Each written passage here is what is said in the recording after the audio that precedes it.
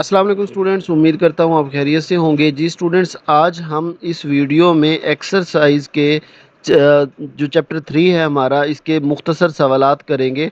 बेटा, आपके जो एक्सरसाइज से मुख्तसर सवालात के दो पोर्शन हैं।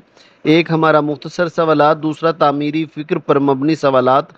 ये दोनों पोर्शन से बोर्ड के पेपर में क्वेश्चन आंसर आते हैं। तो इसलिए बेटा आपसे गुजारिश है कि एक्सरसाइज के क्वेश्चन आंसर आप ज़रूर करें, क्योंकि इसमें से बोर्ड के पेपर में क्वेश्चन आते हैं। बेटा, वीडियो को आपने ज़रूर लाइक करना है, चैनल को भी आपने सब्सक्राइब ज़रूर करना है, क्योंकि हम तमाम के तमाम सब्जेक्ट की तैयारी इस चैनल पे करवा रहे हैं। बाकी भी सब्जेक्ट्स की प्लेलिस्ट बनी हुई है, आप वहां से अपने सब्जेक्ट की तैयारी कर सकते हैं। तो चलें शुरू करते हैं। पहला सवाल है, किस किस्म के एलिमेंट अपने बैरूनी शेल में मौजूद इलेक्ट्रॉन को आसानी से खो देते हैं और किस किस्म के एलिमेंट अपने बैरूनी शेल में इलेक्ट्रॉन जज्ब कर लेते हैं। समझ आ गई स्टूडेंट? ये सादा सा सवाल है जिसमें वो दो बातें पूछ रहा है। पहली बात ये पूछ रहा है कि कौन से एलिमेंट्स होते हैं जो बैरूनी शेल में मौजूद इलेक्ट्रॉन को खो देते हैं, यानी कि इलेक्ट्रॉन खारिज कर देते हैं आसानी से। और दूसरे नंबर पे वो कौन से एलिमेंट होते हैं जो बैरूनी शेल में इलेक्ट्रॉन जज्ब करते हैं, यानी कि उनमें ये कैपेबिलिटी होती है, ये ताकत होती है कि इलेक्ट्रॉन को जज्ब कर लें। स्टूडेंट्स, आप लोग जानते हैं दो किस्म के एलिमेंट्स पाए जाते हैं। एक पर पॉजिटिव चार्ज होता है, एक पर नेगेटिव चार्ज होता है। जो पीरियोडिक टेबल की बाईं जानिब होते हैं उन पर पॉजिटिव चार्ज होता है, जिनको मेटल्स कहते हैं। एक पीरियोडिक टेबल की दाएं जानिब होते हैं, जिनको हम नॉन मेटल्स कहते हैं, उन पर नेगेटिव चार्ज होता है। तो स्टूडेंट्स, जो पॉजिटिव चार्ज वाले मेटल्स होते हैं वो क्या करते हैं, अपना इलेक्ट्रॉन बैरूनी शेल से, आखिरी शेल से, दरमियान वाली शेल से या पहले शेल से नहीं, आखिरी शेल से आसानी से इलेक्ट्रॉन खारिज कर देते हैं, जिन पर पॉजिटिव चार्ज आ जाता है और वो कैटाइन बन जाते हैं। इसी तरह जो नॉन मेटल्स होते हैं जो लेफ्ट साइड पर, राइट साइड पर, दाएं हिस्से पर पाए जाते हैं, वो क्या करते हैं, इलेक्ट्रॉन जज्ब कर लेते हैं। तो इसका मैं आप लोगों को एग्जैक्ट जो है वो जवाब यहाँ से दिखाता हूँ कि मेटल्स वो एलिमेंट्स हैं जो अपने बैरूनी शेल से इलेक्ट्रॉन्स आसानी से खो देते हैं, यानी कि जो आसानी से खो देते हैं, जैसे मैंने पहले बताया, वो कौन से होते हैं, वो मेटल्स होते हैं। और फिर क्या होता है, जो नॉन मेटल्स होते हैं वो अपने बैरूनी शेल्स में इलेक्ट्रॉन जज्ब कर लेते हैं। फिर आप लोग ये भी जानते हैं जो इलेक्ट्रॉन खारिज करते हैं उन पर पॉजिटिव चार्ज आ जाता है, इसी वजह से मेटल पर कौन सा चार्ज होता है, पॉजिटिव। जैसे लिथियम होता है, सोडियम होता है, पोटाशियम होता है, जो बाईं साइड पर होते हैं इन पर पॉजिटिव चार्ज होता है। इसी तरह जो नॉन मेटल्स होते हैं वो क्या करते हैं, ऐसे एलिमेंट्स हैं जो क्या करते हैं, बैरूनी शेल में इलेक्ट्रॉन जज्ब कर लेते हैं। और आप लोग जानते हैं कि इलेक्ट्रॉन का हासिल करना उन्हें एनाइन बना देता है, यानी कि उन पर नेगेटिव चार्ज आ जाता है, जैसे कि क्लोरीन, फ्लोरीन, आयोडीन वगैरह वगैरह। समझ आ गई? तो आप लोग सिर्फ इतना लिख लें तो आप लोगों का ये जवाब काफ़ी होता है। स्टूडेंट्स, हम देखते हैं कि अगला हमारा क्या सवाल है। अगला ये सवाल है, कम मैस रखने वाले कोवेलेंट कंपाउंड क्यों गैस या कम बॉइलिंग पॉइंट वाले माया की तरह पाए जाते हैं, यानी कि जिनका मैस कम होता है। पहली बात, जैसे मैं ऑलरेडी कहता हूँ, आज भी कह रहा हूँ कि सबसे पहले आप लोगों ने सवाल समझना है। सवाल मुझे कह रहा है कि जिनका मैस कम होता है उन कंपाउंड या तो वो गैस होते हैं, क्यों गैस होते हैं, या फिर कम बॉइलिंग पॉइंट वाले माया, यानी कि अगर माया होंगे भी तो उनका बॉइलिंग पॉइंट कम होगा, यानी कि बिल्कुल थोड़ा सा टेम्परेचर पर वो गैस में तब्दील हो सकते हैं। समझ आ गई? सवाल में ये कहा है उसने कि जो कम मैस रखने वाले कोवेलेंट कंपाउंड है या तो वो गैस होंगे या उनका बॉइलिंग पॉइंट बहुत ही कम होगा अगर माया होंगे तो इसका जवाब हम यहाँ से देखते हैं। इसका जवाब क्या है स्टूडेंट्स? इसका ये जवाब है कि कम मालिक्यूल मैस वाले कोवेलेंट कंपाउंड में कमज़ोर इंटरमालिक्यूलर फोर्सेज, कुव्वतें होती हैं।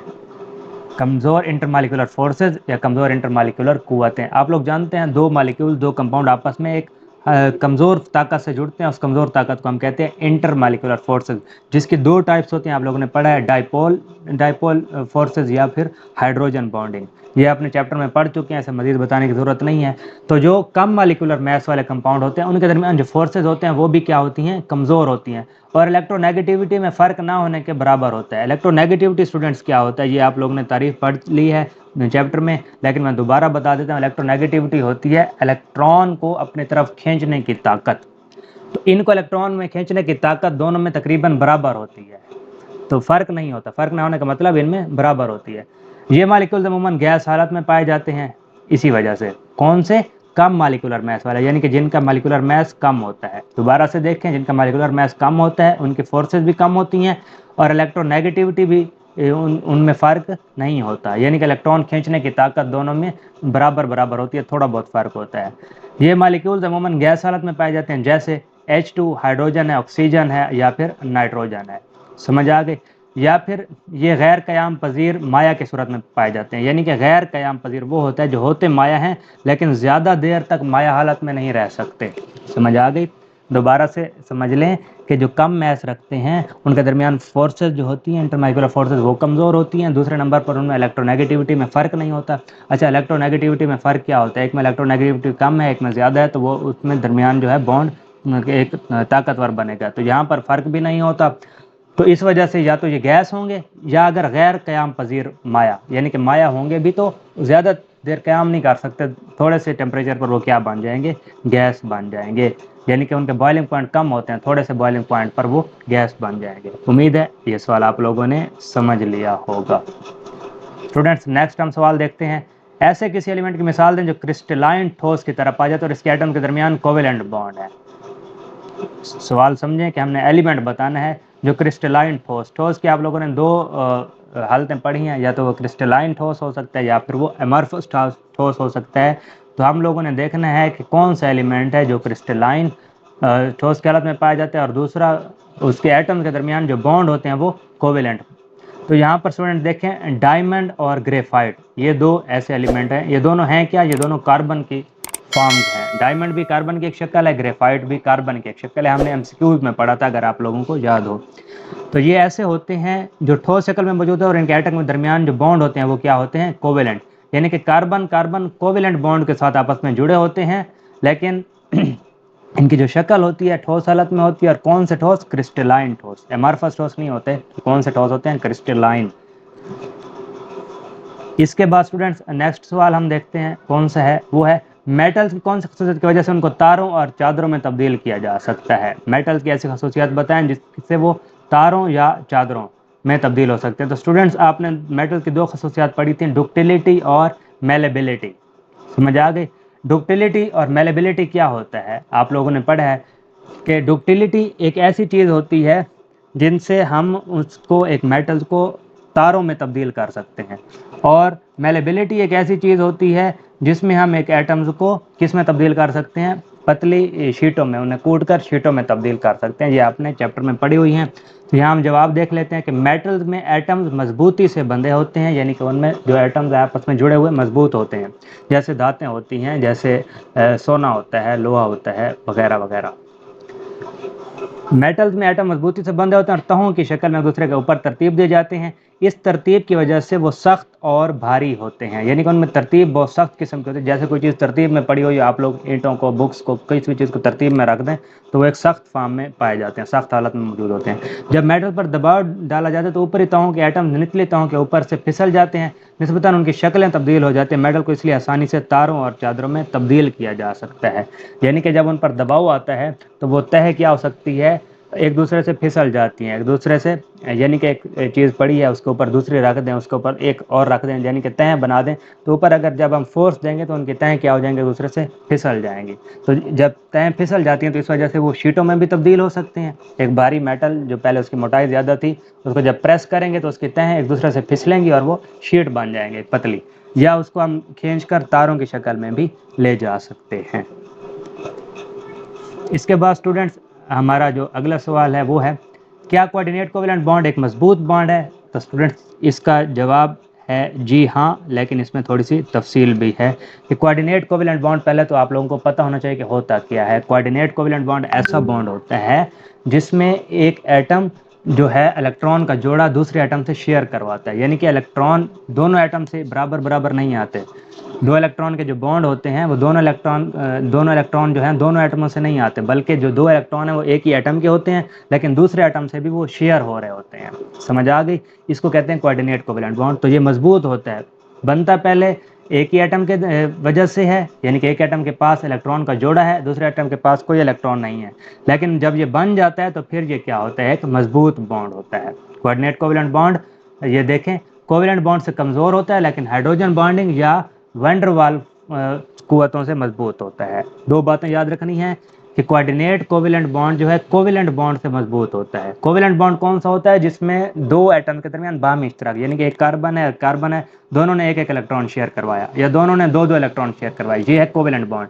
कोऑर्डिनेट में ये होगा कि एक के पास 2 इलेक्ट्रॉन है, दूसरे के पास 0 इलेक्ट्रॉन है, तो ये 2 इलेक्ट्रॉन शेयर करवाएगा, यानी कि ये 2 इलेक्ट्रॉन इसके पास भी रहेंगे, उसके पास भी जाएंगे। इसको कहते हैं कोऑर्डिनेट कोवेलेंट बॉन्ड। तो ये शुरू में क्या होता है, कमज़ोर होता है, बाद में ये मजबूत बन जाता है। लेकिन अगर इसका मुकाबला करें कोवेलेंट बॉन्ड से, तो उससे ये क्या होता है, कमज़ोर होता है। लेकिन जो दूसरी इंटरमालिकुलर ताकतें हैं, कुव्वतें हैं, जैसे हाइड्रोजन बॉन्डिंग या डाइपोल फोर्सेस, उनसे ये क्या होता है, ताकतवर होता है। स्टूडेंट्स नेक्स्ट सवाल है, नाइट्रिक एसिड का डॉट और क्रॉस स्ट्रक्चर लिखें। तो स्टूडेंट्स ये नाइट्रिक एसिड का डॉट और क्रॉस स्ट्रक्चर है। अच्छा, डॉट और क्रॉस में क्या होता है, सबसे पहले हमने लिखा है नाइट्रोजन।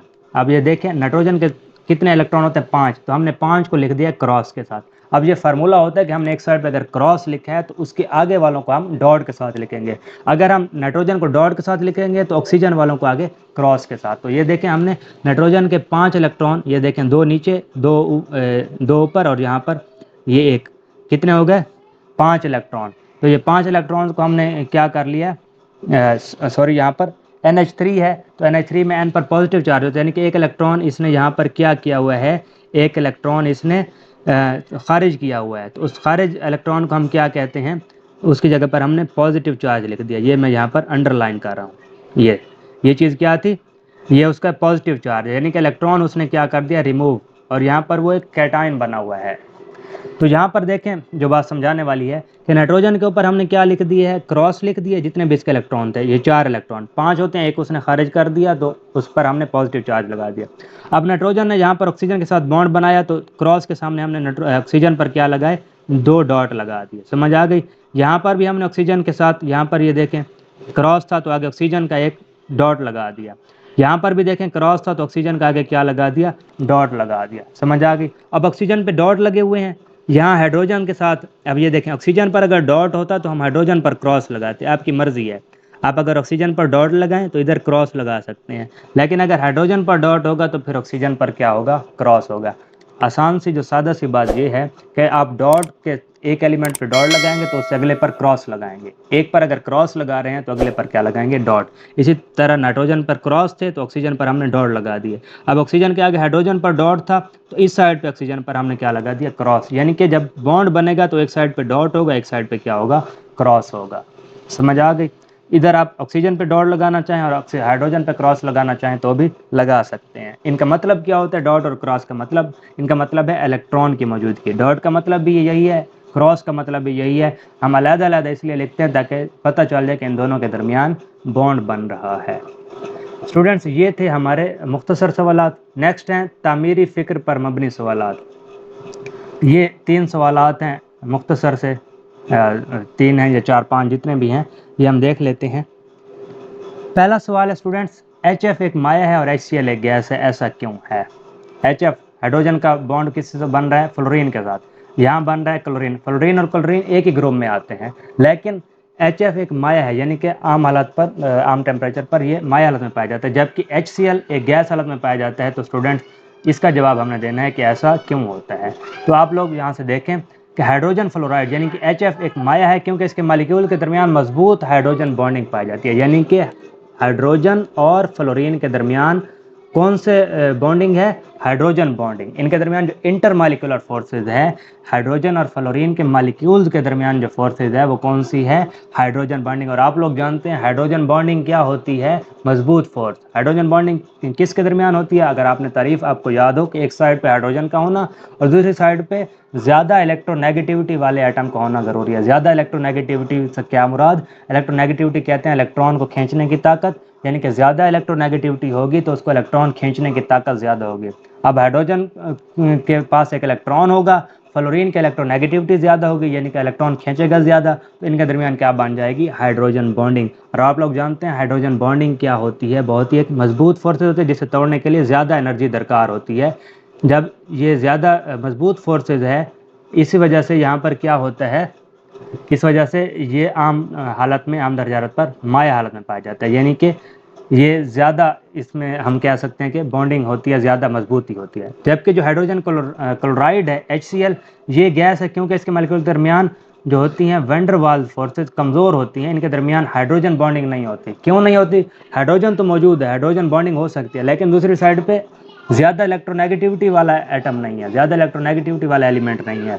आप लोग दोबारा से मैं तारीफ बताऊं कि हाइड्रोजन बॉन्डिंग होती है एक साइड पे हाइड्रोजन का होना, दूसरी साइड पे ज़्यादा इलेक्ट्रोनेगेटिविटी वाले एलिमेंट का होना, यानी कि ऐसा एलिमेंट जिसमें इलेक्ट्रॉन खींचने की ताकत ज़्यादा हो। जैसे फ्लोरीन में थी तो हाइड्रोजन बॉन्डिंग बन गई, एक ताकतवर फोर्स बन गई, तो इस वजह से वो एक ताकतवर चीज़ बन गई, यानी कि माया। क्योंकि माया ज़्यादा ताकतवर होता है गैस से, गैस कम ताकतवर होता है, उससे ज़्यादा माया और उससे ज़्यादा ठोस ताकतवर होता है। इस वजह क्लोरीन में ज़्यादा इलेक्ट्रोनेगेटिविटी नहीं होती। तो क्लोरीन में क्या होता है, अच्छा क्लोरीन में ज़्यादा इलेक्ट्रोनेगेटिविटी क्यों नहीं होती, ये भी आप लोगों ने पढ़ा हुआ होगा कि जब हम ग्रुप्स में आते हैं, फ्लोरीन और क्लोरीन एक ही ग्रुप में है, fluorine chlorine bromine iodine, chlorine नीचे मौजूद है, फ्लोरीन ऊपर। तो जब हम ऊपर से नीचे आते हैं तो इलेक्ट्रोनेगेटिविटी कम होती जाती है, यानी कि फ्लोरीन में इलेक्ट्रोनेगेटिविटी ज़्यादा है। इलेक्ट्रोनेगेटिविटी मतलब इलेक्ट्रॉन खींचने की ताकत, इस वजह से उसने हाइड्रोजन के साथ हाइड्रोजन बॉन्डिंग बना ली। क्लोरीन उससे नीचे है तो इसमें इलेक्ट्रोनेगेटिविटी कम हो गई, इसलिए ये हाइड्रोजन के साथ हाइड्रोजन बॉन्डिंग नहीं बना सकता। ये इसके साथ जो बॉन्डिंग बनाएगा वो क्या होगी, कमज़ोर होगी। इस वजह से ये आम हालत में क्या पाया जाता है, माया हालत में नहीं पाया जाता, बल्कि ये गैसी हालत में पाया जाता है। समझ आ गई स्टूडेंट्स? इसके बाद है कोवेलेंट कंपाउंड आमतौर पर पानी में क्यों हल नहीं होते।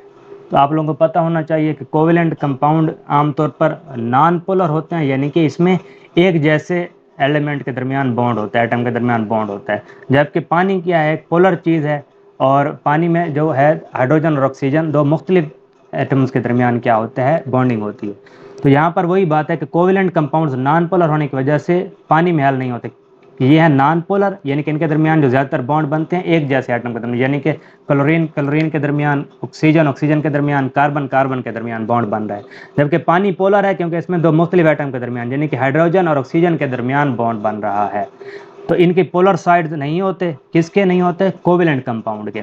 इसलिए पानी का मॉलिक्यूल कोवेलेंट कंपाउंड को कशिश नहीं कर सकता और ये पानी में हल नहीं होते। आप लोगों को पता है कि जो कोवेलेंट कंपाउंड हैं उनमें क्या होती है, एक जैसे एटम के दरमियान बॉन्डिंग होती है, यानी कि वो नॉन पोलर होते हैं। और पानी क्या है, पोलर है। और जो नॉन पोलर होते हैं और जो पोलर होते हैं उनमें वो एक दूसरे के हल नहीं हो सकते, जबकि पोलर पोलर में हल होता है। तो कोवेलेंट कंपाउंड्स नॉन पोलर हैं एक जैसे एटम की बॉन्डिंग की वजह से, तो इस वजह से ये पानी में हल नहीं होते। स्टूडेंट्स, हमारा नेक्स्ट सवाल है, मेटल्स हरारत के कंडक्टर कैसे हैं, यानी कि मेटल्स में से हरारत क्यों गुजर सकती है। आप लोग जानते हैं कि मेटल जितने भी होते हैं धातें, इनमें से हरारत गुजर जाती है, तो ऐसा क्यों होता है। तो मेटल्स में मौजूद आज़ादाना घूमने वाले इलेक्ट्रॉन की वजह से हरारत के कंडक्टर होते हैं। मेटल्स में आप लोग जानते हैं कि क्या होता है, आज़ाद इलेक्ट्रॉन होते हैं। आप लोगों ने चैप्टर में पढ़ा होगा कि एक मेटल होते हैं, उनके दरमियान एक कॉमन पूल का लफ्ज़ आप लोगों ने सुना होगा, इलेक्ट्रॉन्स का कॉमन पूल, यानी कि इलेक्ट्रॉन्स का एक समंदर होता है जहाँ पर वो तैर रहे होते हैं, यानी कि आज़ादाना घूम रहे होते हैं। अब वो इलेक्ट्रॉन जब आज़ाद घूमते हैं, एक चीज़ अब आज़ाद घूम रही है, और आप लोग जानते हैं कि एक इलेक्ट्रॉन में जब हरारत जाएगी तो आज़ाद घूम रहा है, तो वो हरारत अगले इलेक्ट्रॉन तक पहुँचाएगा, वो हरारत उससे अगले तक पहुँचाएगा। तो इस तरह होते होते पूरे मेटल में हरारत क्या हो जाएगी, ट्रांसफ़र हो जाएगी, अगली एक साइड से दूसरी साइड तक पहुँच जाएगी। अगर ये इलेक्ट्रॉन आज़ाद ना घूमते और एक ही जगह पर फिक्स रहते तो ये हरारत आगे ना फैल सकती, जैसे कि नॉन मेटल्स में होता है जो कि नॉन कंडक्टर होते हैं। मिसाल के तौर पर मैं दोबारा से बता दूं कि इलेक्ट्रॉन अगर एक ही जगह पर मौजूद है तो एक के पास जब जाएगी हरारत तो अगले तक नहीं जाएगी, क्योंकि इन दोनों के दरमियान फासला है। लेकिन जब ये घूम रहे होते हैं आज़ाद, तो ये इनके जब हरारत एक के पास आती है तो वो दूसरे को देता है, वो हरारत अगले को देता है, ऐसे हरारत करके सारे क्या होती है, मेटल में फैल जाती है। इस वजह से हम कहते हैं कि जो मेटल्स हैं वो आज़ाद इलेक्ट्रॉन उसमें घूमने की वजह से हरारत के कंडक्टर होते हैं, यानी कि उनमें से हरारत गुजर सकती है। इसके बाद स्टूडेंट्स, नाइट्रोजन कितनी किस्म के ऑक्साइड बनाती है, ऑक्साइड के फार्मूला लिखें। यानी कि नाइट्रोजन और ऑक्सीजन जब मिलते हैं तो कितने किस्म के नाइट्रोजन और ऑक्सीजन मिल सकते हैं और इनके फार्मूलाज क्या होते हैं। तो यहाँ पर देखें स्टूडेंट्स, जब नाइट्रोजन ऑक्सीजन के साथ आसमानी बिजली की मौजूदगी में रिएक्शन करते हैं, यानी कि आसमान पर आप लोग जानते हैं फ़िज़ा में नाइट्रोजन भी मौजूद होती है और ऑक्सीजन भी मौजूद होती है, तो वहाँ पर दो एटम ऑक्सीजन के और दो नाइट्रोजन के जब ये मिलते हैं तो क्या बनाते हैं, नाइट्रोजन ऑक्साइड 2NO, यानी कि दो ऑक्सीजन के और एटम और दो नाइट्रोजन के ये मिले हैं, दोनों कहाँ मिले हैं, आसमानी बिजली में, यानी कि फ़िज़ा में, एटमॉस्फेयर में, खला में। तो ये मिलकर क्या बना दिया इन्होंने, नाइट्रोजन ऑक्साइड, यानी कि एक मालिक्यूल बना दिया NO का। एक NO के कितने मालिक्यूल बन गए, 2 मालिक्यूल बन गए। इसी तरह मजीद ऑक्सीजन के साथ रिएक्शन करके नाइट्रोजन डाइऑक्साइड बनाते हैं, यानी कि जो 2NO था इसके साथ जब मजीद ऑक्सीजन मिलेगी, क्योंकि हवा में ऑक्सीजन मौजूद होती है, तो ये क्या बन जाएगा, अब NO2 बन जाएगा। समझ आ गई। तो 2NO के मालिक्यूल थे, तो अब ये क्या बन जाएंगे, 2NO2 बन जाएंगे। पहले नाइट्रोजन और ऑक्सीजन जब मिलेंगे तो NO बनेंगे, इसके बाद जब ये मिलेंगे तो 2NO2। इसी तरह ये N2O भी बन सकता है, यानी कि die nitrogen oxide. Die nitrogen से क्या मुराद, आप लोग पता है, डाई का मतलब होता है दो, यानी कि मोनो का मतलब एक होता है, डाई का मतलब दो होता है, ट्राई का मतलब तीन होता है, टेट्रा का मतलब चार, ऐसे आप लोगों को गिनती आती होगी। तो डाई नाइट्रोजन ऑक्साइड नाम से जाहिर है, डाई नाइट्रोजन और ऑक्साइड, इससे मुराद नाइट्रोजन कितने होंगे, दो होंगे, और आगे क्या होगा, एक ऑक्सीजन। अब यहाँ पर है डाई नाइट्रोजन टेट्रा ऑक्साइड, यानी कि नाइट्रोजन कितने होंगे, दो, और ऑक्सीजन कितने होंगे, टेट्रा मीन चार, तो आप लिखेंगे N2O4। इसी तरह डाई नाइट्रोजन ट्राई ऑक्साइड, क्या मुराद, नाइट्रोजन दो और ऑक्सीजन कितने, ट्राई मतलब तीन ऑक्सीजन, तो आप लिखेंगे N2O3। इसी तरह डाई नाइट्रोजन पेंटाऑक्साइड, क्या मुराद, दो नाइट्रोजन और पांच ऑक्सीजन, तो ये क्या बनाएंगे, डाई नाइट्रोजन पेंटाऑक्साइड। तो ये है नाइट्रोजन के ऑक्साइड, यानी कि नाइट्रोजन ऑक्सीजन के साथ मिलकर कौन से कंपाउंड बना सकता है, ये आपने बताना है। समझ आ गई। इसके बाद स्टूडेंट्स, सोडियम ब्रोमाइड को पानी में अगर सिल्वर नाइट्रेट से मिलाया जाए तो क्या होगा। ये एक रिएक्शन है, और मैं आप लोगों को ये रिएक्शन बहुत ही आसान तरीके से समझाऊंगा, जो आप लोगों को कभी नहीं बोलेगा। ये देखें, आप लोग इस रिएक्शन में देखें, हमने क्या चीज़ मिलानी है, सोडियम ब्रोमाइड को पानी में अगर सिल्वर नाइट्रेट से मिलाएं, आपने जो चीज़ मिलानी है वो है सोडियम ब्रोमाइड, किस चीज़ से मिलाना है, सिल्वर नाइट्रेट। नाम से जाहिर है सोडियम ब्रोमाइड, सोडियम का फार्मूला होता है Na, ब्रोमाइड का होता है Br, आपने Na और Br लिख दिया। समझ आ गई। इसके बाद स्टूडेंट्स आपने क्या लिखना है, सिल्वर नाइट्रेट, आपको पता है सिल्वर किसे, सिल्वर का फार्मूला होता है Ag, नाइट्रेट कहते हैं NO3, यानी कि नाइट्रोजन अगर तीन ऑक्सीजन के साथ मिले तो वो बनाता है नाइट्रेट। ये आप लोगों को पता है, आप लोग पढ़ चुके हैं। तो आप लोगों ने क्या करना है, सोडियम ब्रोमाइड यानी कि NaBr और AgNO3 सिल्वर नाइट्रेट, ये अगर मिल जाएं तो क्या बनेगा। इसका आसान तरीका ये है कि इसका जो पहला एलिमेंट है, पहला एटम है Na, पहला मालिक्यूल, इसको दूसरे कंपाउंड के साथ मिला देना है। समझ आ गई। और जो इसका पहला एलिमेंट है, एटम है, इसको इसके दूसरे एटम के साथ मिला देना है। बस ये काम आप लोगों ने करना है, यानी कि इसका जो पहला है इसके दूसरे के साथ, और इसका जो पहला है इसके दूसरे के साथ मिलाना है, तो आप लोगों का ये रिएक्शन हो जाएगा। ये मैंने बहुत ही आसान तरीका बताया आप लोगों ने। अक्सर रिएक्शन इसी तरह ही होते हैं, आप लोग देख सकते हैं, अक्सर मैं सबका नहीं कह रहा, अक्सर रिएक्शन ऐसे होते हैं। इस तरीके से आप लोग बाकी रिएक्शन भी याद कर सकते हैं जो कि ऐसे हों। तो ये सबसे आसान तरीका है जो मैं स्टूडेंट्स को बताता रहता हूँ, और इस तरह उनको ये रिएक्शन नहीं बोलते। तो आप लोगों को इस फार्मूले के साथ, यानी कि Na को इसके दूसरे के साथ मिलाएंगे, NO3 बन जाएगा। तो आप लोगों ने लिख दिया NaNO3। ये क्या होगा, यहाँ पे था सोडियम, ये क्या था, नाइट्रेट, तो ये बन जाएगा सोडियम नाइट्रेट। समझ आ गई। आगे क्या है, इसका पहला इसके दूसरे के साथ मिल रहा है, तो ये क्या बन जाएगा, Ag और Br। Ag क्या होता है, आपने अभी लिखा है, Ag होता है सिल्वर, और B क्या होता है, ब्रोमाइड, तो ये बन जाएगा सिल्वर ब्रोमाइड। यानी कि पहले सोडियम ब्रोमाइड था, अब ये इसके साथ मिल गया तो ये बन गया सिल्वर ब्रोमाइड। पहले ये सिल्वर नाइट्रेट था, अब सिल्वर की जगह सोडियम लग गया तो अब ये बन गया सोडियम नाइट्रेट। ये स्टूडेंट आसान तरीन तरीका था इसको याद रखने का। तो अगला हम देखते हैं, आखिरी सवाल क्या है, वो है आयोडीन एक ठोस जबकि क्लोरीन एक गैस के तौर पर क्यों पाई जाती है।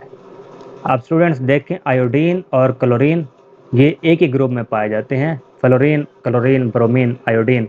क्लोरीन दूसरे नंबर पर है, आयोडीन चौथे नंबर पर है, लेकिन आयोडीन एक ठोस चीज़ है, क्लोरीन एक गैस है, ऐसा क्यों होता है। तो स्टूडेंट्स देखें, आयोडीन एक non polar diatomic molecule है, नॉन पोलर और डाई एटॉमिक, यानी कि आयोडीन के अंदर कितने इसके एटम पाए जाते हैं, दो एटम पाए जाते हैं, यानी कि ये I2 के फॉर्म में रहता है। किस फॉर्म में रहता है, I2 की। यहाँ पर मैं लिख देता हूँ कि आयोडीन किस फॉर्म में रहता है, आयोडीन रहता है I2 के फॉर्म में हमेशा। यहाँ पर ये देखें I2, और जो इसका साइज ज़्यादा होने की वजह से इलेक्ट्रॉनिक क्लाउड ज़्यादा हो जाता है। आप लोग जानते हैं कि जब ग्रुप्स में हम ऊपर से नीचे आते हैं तो एटम्स का साइज़, एलिमेंट्स का साइज़ क्या होता है, इंक्रीज़ होता है। तो यहाँ पर देखें आयोडीन नीचे मौजूद है तो इसका साइज़ क्या होगा, ज़्यादा होगा। सबसे पहली बात, नॉन पोलर है। नॉन पोलर अच्छा क्यों है? नॉन पोलर आप लोगों ने पढ़ा, हम उस चीज़ कहते हैं जब दो एक जैसे एटम के दरमियान बॉन्ड बनता है। तो यहाँ आयोडीन और आयोडीन के दरमियान बन रहा है क्योंकि I2 हम लिख रहे हैं, तो इस वजह से नॉन पोलर है। डाई एटॉमिक क्यों कह रहे हैं? क्योंकि इसके दरमियान दो एटम्स हैं। आप लोगों ने पढ़ा होगा मोनो एटॉमिक मालिक्यूल जिसमें एक एटम हो, डाई एटॉमिक जिसमें दो हों, ट्राई एटॉमिक जिसमें तीन हो। तो इस तरह ये देखें, नॉन पोलर भी है यानी कि एक जैसे एटम है, डाई एटॉमिक भी है यानी कि इसमें दो एटम्स मौजूद हैं। साइज़ ज़्यादा है क्योंकि ये एटम्स एलिमेंट्स में नीचे पाया जाता है, और इसमें पोलराइजेबिलिटी क्या होती है, पैदा हो जाती है, जिसकी वजह से आयोडीन मालिक्यूल के दरमियान बहुत मजबूत कशिश की कुव्वतें पैदा होती हैं और ये आम दर्जा हरारत पर ठोस शक्ल में मौजूद होता है। समझ आ गए स्टूडेंट? यानी कि ये एक नॉन पोलर डाइएटॉमिक होने की वजह से और साइज़ ज़्यादा होने की वजह से इसका जो हुजम है वो ज़्यादा हो जाता है। यानी कि दो आयोडीन के मालिक्यूल एटम्स मिले हुए हैं, एक का भी साइज़ ज़्यादा है, दूसरे का भी ज़्यादा है। जब दोनों आपस में मिले होंगे जिनका साइज़ ज़्यादा हो जाएगा, पोलराइजेबिलिटी इनमें ज़्यादा पैदा होगी, तो इस वजह से ये क्या हो जाएंगे, ठोस बन जाएंगे। जबकि क्लोरीन हम देखते हैं कि ऊपर मौजूद होता है दूसरे नंबर पर, तो इसका जो साइज़ होगा वो आयोडीन की निस्बत क्या होगा, छोटा होगा। क्योंकि एलिमेंट्स में पीरियोडिक टेबल में हम देखते हैं जो एलिमेंट्स ऊपर मौजूद होते हैं ग्रुप्स में, उनका साइज़ कम होता है। और जब देखते हैं तो इनके दरमियान मालिकुलर फोर्सेस भी कम है, यानी कि मालिकुलर कुव्वतें एक क्लोरीन और दूसरे क्लोरीन के दरमियान कम है, इस वजह से ये गैस की शक्ल में मौजूद होती है। समझ आ गई? दो बातें याद रखनी है, उसमें जो ताकतें थीं आयोडीन में वो मजबूत थीं, जबकि इसके दरमियान जो ताकतें हैं वो कमज़ोर हैं। आयोडीन का साइज़ ज़्यादा था, इसका साइज़ कम था। अच्छा, जो दो बातें इनमें सेम हैं, एक जैसी हैं, वो ये हैं कि ये भी नॉन पोलर है और ये भी क्या है, नॉन पोलर है। लेकिन इनमें फ़र्क यही है कि इसके दरमियान मजबूत ताकतवर फोर्सेज हैं आयोडीन में, और दूसरा ये एलिमेंट्स में नीचे पाया जाता है तो इसका साइज़ भी ज़्यादा होता है। इस वजह से ये किस हालत में पाया जाता है, ज़्यादा इंटरमालिकुलर फोर्सेज होने की वजह से ये ठोस हालत में पाया जाता है। जबकि जो क्लोरीन है ये गैसीय हालत में पाया जाता है। क्यों? क्योंकि ये एलिमेंट्स में ऊपर मौजूद है, इसका साइज़ भी छोटा है, इसके दरमियान जो फोर्सेज हैं वो भी क्या होती हैं, कमज़ोर होती हैं। अब कमज़ोर फोर्सेज आप लोग जानते हैं आसानी से तोड़ी जा सकती हैं, जब ये आसानी से टूटती हैं तो ये एक कमज़ोर चीज़ बन जाती है जिसे हम गैस कहते हैं। समझ आ गई? तो स्टूडेंट्स, ये हमारे शॉर्ट क्वेश्चन थे इस चैप्टर के जो हमने आज कवर कर लिए हैं।